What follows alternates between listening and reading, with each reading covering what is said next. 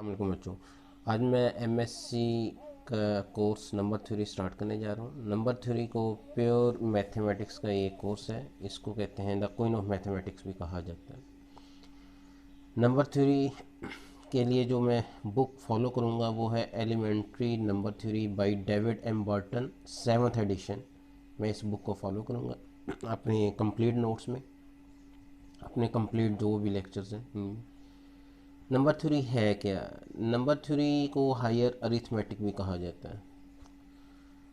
Basically करना क्या है इसमें, ये है क्या, एब्स्ट्रैक्ट अलजेब्रा की बेस है। एब्स्ट्रैक्ट अलजेब्रा रिंग थ्योरी या आपने ग्रुप थ्योरी के लिए ये बेस बनाती है नंबर थ्योरी। तो नंबर थ्योरी में जितने अच्छे कंसेप्ट्स होंगे आपके एब्स्ट्रैक्ट अलजेब्रा आपको अंडरस्टैंड करने में बड़ी आसानी हो जाएगी। तो नंबर थ्योरी में है क्या? नंबर थ्योरी कहते हैं it is essentially a study of mathematical interactions and numbers types.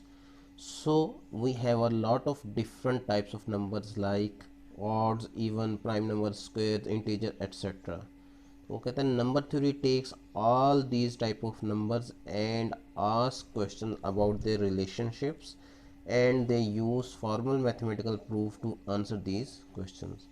In short number theory में हमने डिफरेंट टाइप्स ऑफ नंबर्स को पढ़ना है और उनका आपस में रिलेशनशिप क्या है और उनसे रिलेटेड क्वेश्चंस एराइज करेंगे कि और उन क्वेश्चंस को हम डिफरेंट मैथमेटिकल टेक्निक्स को यूज़ करते हुए प्रूफ करेंगे। फॉर एग्जांपल एक एग्जांपल मैं दे रहा हूँ। यूक्लिड ने 2000 ईयर्स बिफोर क्वेश्चन किया कि how many prime numbers are there. उसने आगे गेस किया कि उसका ये हाइपोथेसिस था कि there are infinite prime numbers exist. अब इस चीज़ को उसने प्रूफ करने के लिए एक फॉर्मल तरीके से प्रूफ किया जिसको बाय कंट्राडिक्शन किया। उसने इसको प्रूफ किया कि एज्यूम करते हैं कि इनफाइनाइट नहीं बल्कि फाइनाइट प्राइम नंबर्स हैं और फिर मैथ्स को यूज़ करते हुए, टेक्निक्स को यूज़ करते हुए उसने इस चीज़ को, अपने इस हाइपोथेसिस को प्रूफ किया।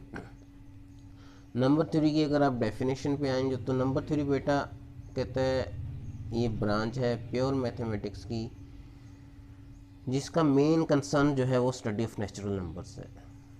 तो हमने नंबर थ्योरी में इन्हीं सारी चीज़ों को डिस्कस करना है। ठीक है बेटा, अब कुछ काम करते हैं। नंबर थ्योरी पढ़ने से पहले इसके कुछ प्रिलिमिनरी डेफिनेशंस हैं या कुछ कह लें इम्पोर्टेंट डेफिनेशंस हैं या इम्पोर्टेंट कंसेप्ट्स हैं जिनका आपको पता होना बहुत ज़रूरी है। वेरी फर्स्ट कंसेप्ट है मैथमेटिकल इंडक्शन का। मैथमेटिकल इंडक्शन या इसको कह लें first mathematical induction of first principle और you can say regular mathematical induction. ये बेटा आप लोगों ने इंटर से इसको पढ़ते आ रहे हैं।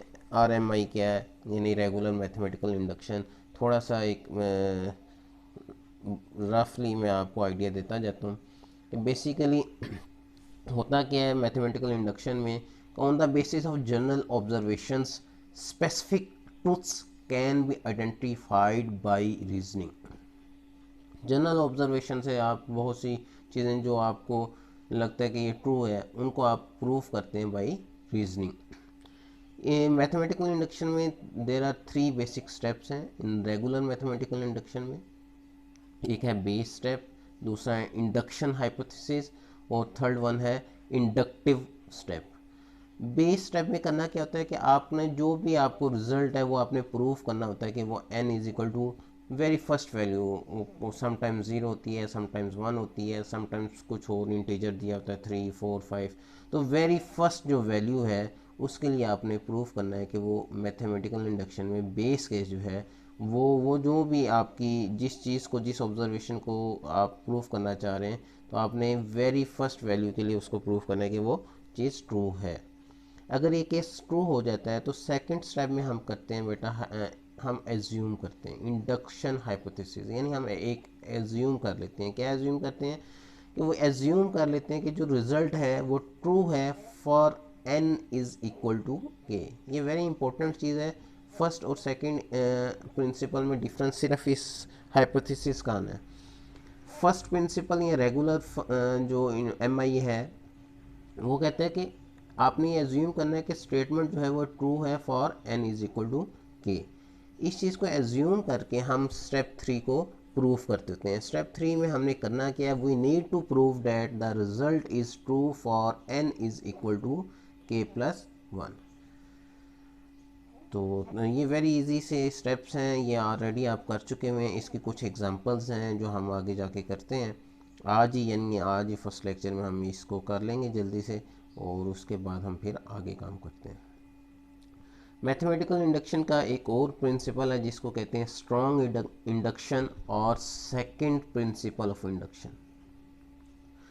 सेकंड प्रिंसिपल ऑफ इंडक्शन और फर्स्ट प्रिंसिपल ऑफ इंडक्शन में डिफरेंस क्या है बेटा, इसमें भी 3 स्टेप्स होंगे। बेस केस होगा आपका, इंडक्टिव हाइपोथेसिस होगा, और इंडक्टिव स्टेप होगा।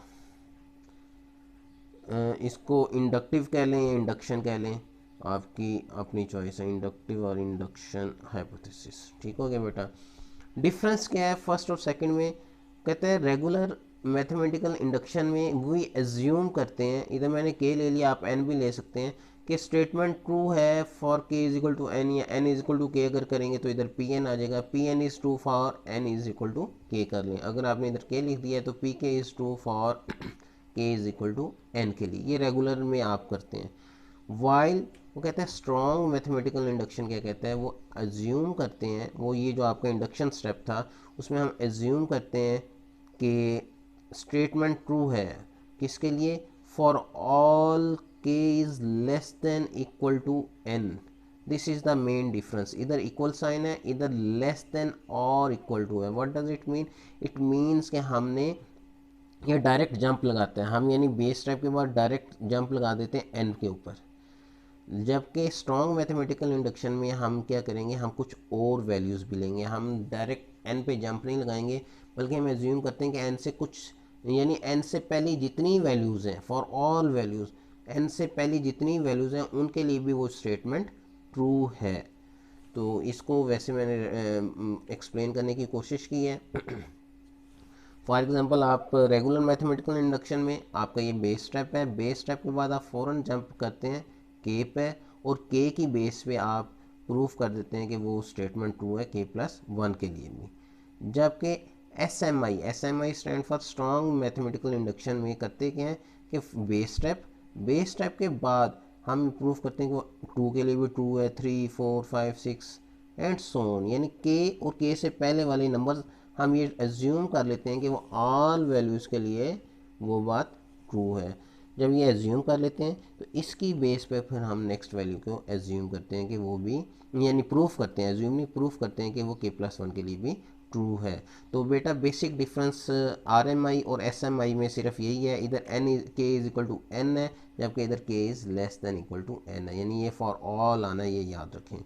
और ये एस एम आई कब हमने यूज़ करना है, यूज़फुल होता है कब, in general when multiple things are going on. For example, you need to know 2 things back, 3 things back, 4 things back, 5 things back, यानी आपने किसी चीज़ को प्रूव करना है और आपको प्रीवियस, यानी इधर जस्ट के इज इक्वल टू एन के लिए था, लेकिन एन से लेस देन वैल्यूज़ के लिए अगर आपको वैल्यूज़ चाहिए तो हम स्ट्रॉन्ग मैथमेटिकल इंडक्शन को यूज़ करते हैं। स्ट्रॉन्ग मैथमेटिकल इंडक्शन यूज़ करने से यानी जिधर आपको 2 और 3 या 4 थिंग्स बैक आपको ज़रूरत है तो उधर हम आर एम आई की जगह एस एम आई यूज़ करते हैं। अब मैं कुछ एग्जांपल्स आपको दे रहा हूँ, इसको आपने कोशिश करनी है करने की, और अगर नहीं होती तो फिर इंशाल्लाह मैं आपको विद इन 1 और 2 डे मैं इंशाल्लाह सॉल्व करके आपको ये दे दूँगा। सेकंड मैथमेटिकल इंडक्शन के लिए कुछ एग्जांपल्स मैं लिख रहा हूँ बेटा। कहता है if a1 is equal to 1, a2 is equal to 3 and ak is equal to 2ak minus 1, ये k माइनस 1 सबस्क्रिप्ट में है, माइनस ak माइनस 2 सबस्क्रिप्ट में है। देन वो कहता है by using strong mathematical induction prove that, आपने ये प्रूव करना है कि an is equal to 2n minus 1 for n is greater than equal to 3 है। फॉर ऑल आप लिख सकते हैं for all n is greater than equal to 3 के लिए आपने ये चीज़ प्रूव करनी है। उसने आपको कंडीशंस दी हुई हैं। अब इधर आप देख सकते हैं कि आपको 2 और मोर देन बैक में आपको जाना पड़ेगा 2 थिंग्स में, यानी अगर आप K3 पुट करते हैं तो आपको इधर 2 की वैल्यू चाहिए, इधर आपको 1 की वैल्यू चाहिए। इसी तरह 5 पुट करते हैं अगर, तो इधर आपको 4A4 चाहिए और आपको इधर A3 चाहिए। तो SMI इसके लिए बेस्ट है। सिमिलरली एक और एग्जांपल है, कहता है if E naught is equal to 12, E1 is equal to 29 and E k is equal to 5, ई के -1 -6 ई के -2, देन वो कहता है by using SMI prove that आपने करना है कि EN is equal to 5 into 3N plus 7 into 2N। और ये किसके लिए हो जाएगी? For all N। अब ये आप अगर इधर देखें, अगर आप इधर 1 पुट करते हैं तो इधर आपको 0 चाहिए, लेकिन इधर -1 चाहिए जो कि नहीं है।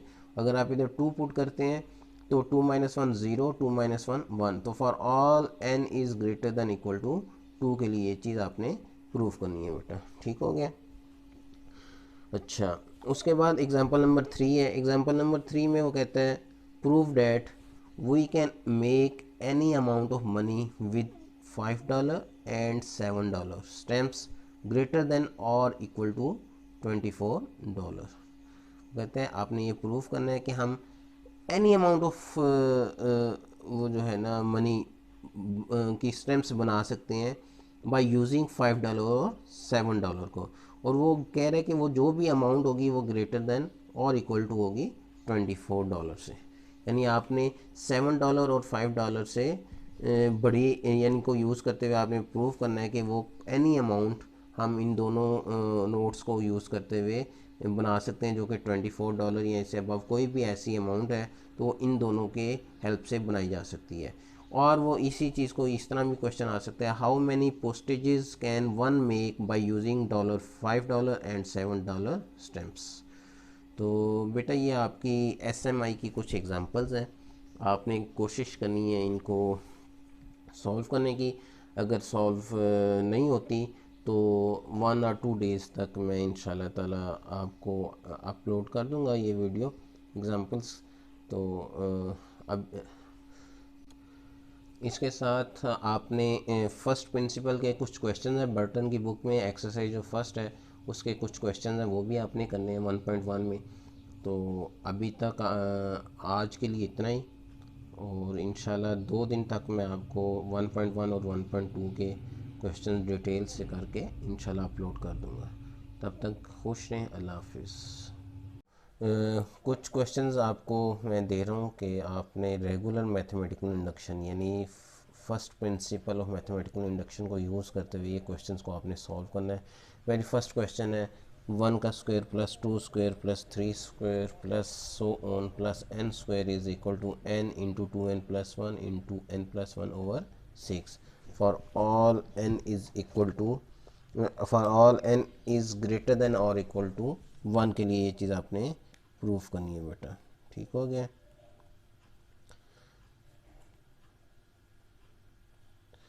इसी तरह नेक्स्ट क्वेश्चन है कि 1 + 3 + 5 + so on plus 2n - 1 is equal to n square के इक्वल होता है for all n is greater than equal to 1।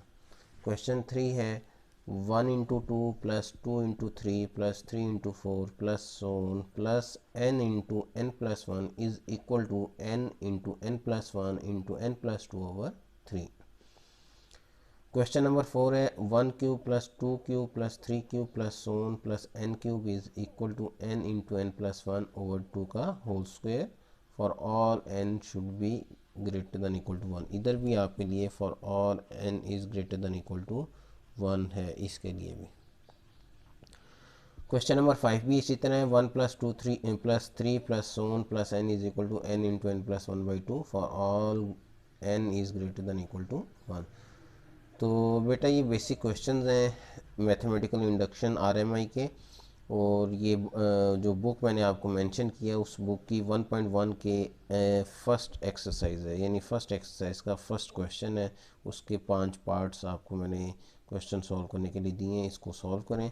और एक और क्वेश्चन नोट कर लें सेकंड प्रिंसिपल में। सेकंड प्रिंसिपल में वो कहता है, ये भी बर्टन की बुक से ही है, कहता है एग्ज़ाम्पल कह लें या क्वेश्चन कह लें, वो कहता है if A1 is equal to 1 हो, A2 इज़ इक्वल टू 3 हो, AN is equal to AK मैंने पहले लिखा था, अब AN लिख रहा हूँ, इट्स अप टू यू, एक जनरल नंबर है, जो मर्जी आप इसको मेंशन कर दें। an-1 plus an-2 for all n is greater than equal to 3 है, तो कहते हैं देन प्रूव, ये चीज़ गिवन है। अब वो कहता है by using SMI strong mathematical induction को यूज़ करते हुए आपने ये चीज़ प्रूव करनी है कि an जो है लेस देन है 7/4 होल पावर n। n जो आपको दिया गया वो ये दिया गया कि आपकी greater than or equal to 3 के लिए चीज़ होल्ड करती है। तो बेटा ये आप लोगों की असाइनमेंट है, इसको आपने सॉल्व करना है और कोशिश करें कि हल सॉल्व हो जाए। अगर सॉल्व नहीं होती तो मुझसे रब्ता करें, इंशाल्लाह मैं कोशिश करूँगा 2 दिन के बाद इंशाल्लाह इसको सॉल्व करके अपलोड कर दूँ। तब तक के लिए अपना और अपने घर वालों का ख्याल रखें। अल्लाह हाफिज़ बेटा।